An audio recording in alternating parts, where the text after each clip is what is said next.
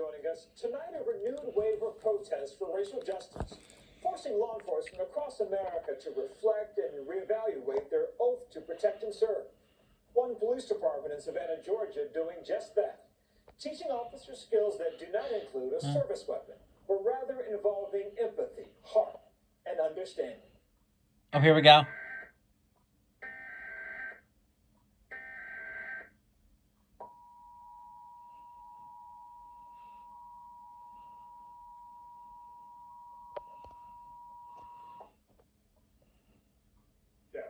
This is a statewide required monthly test of the emergency alert system, originating from the Pennsylvania Emergency Management Agency, Harrisburg.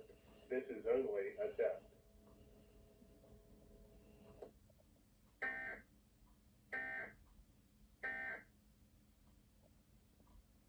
And that figure that is taking charge on scene. All right, thank you for watching.